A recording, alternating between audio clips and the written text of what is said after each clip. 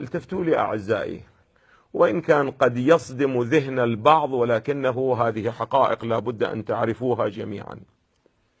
بعض يقول أن الله سبحانه وتعالى أنزل قرآنا في 3 مجلدات، ولكن بقي بأيدينا كم مجلد مولانا؟ مجلد واحد فقط. يعني الله أنزل مولانا قرآن ب3 مجلدات هالشكل، بس بعد رسول الله حذفوه وتلاعبوا به. ايش قد بقى منه؟ فجزء منه، والباقي وين؟ يقولون ان شاء الله من يطلع الحجة يجيبهن وياه مولانا. تقول يعني معقول اكو احد يقول من هذا الكلام؟ هذا امامكم اعزائي العلامة المجلسي اللي على المنابر كل رواياتكم تقرؤوا ممن مولانا؟ من المجلسي. هذا كتابه اسمه مرآة العقول أعزائي، من أهم كتب العلامة المجلسي كتاب بحار الأنوار، وبعد كتاب بحار الأنوار مرآة العقول للعلامة المجلسي.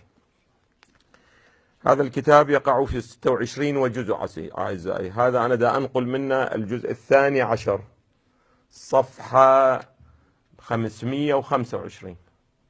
الرواية هذه، وهي الرواية موجودة في أصول الكافي عندنا. تقول لي سيدنا هسه لماذا من الشيعة تقرأ؟ أقول باعتبار أنه السنة إحنا الآن مشكلتنا بيني وبين الله، ندري هناك اللي موجود كثير منه باطل.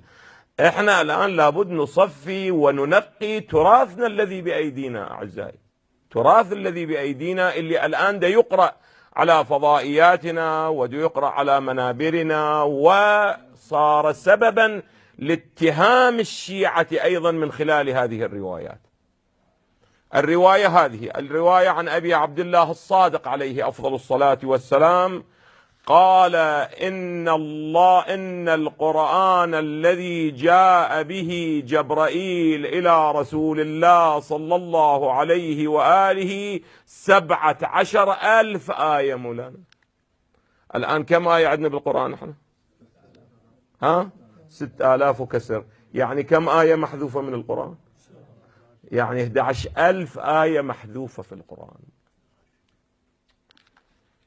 هذا كتاب من أهم كتبنا. هسه يا ليت أنه في ذيل هذه الرواية كان يقول هذه الرواية نحن لا نعتقدها ولا لا نعتقد بها ولا نقبل سندها، وهي مخالفة لأصول العقيدة عندنا. انظروا ماذا يعلق على الرواية. يقول أولا فالخبر صحيح، إذن يقبل أن الخبر ما هو؟ صحيح.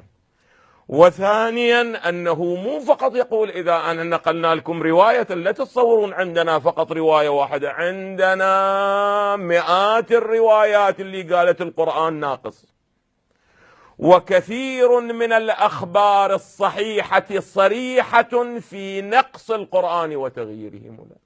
فإذا أنت هذا القرآن الذي تعتمده يعتمد عليه بعد أو لا يعتمد عليه؟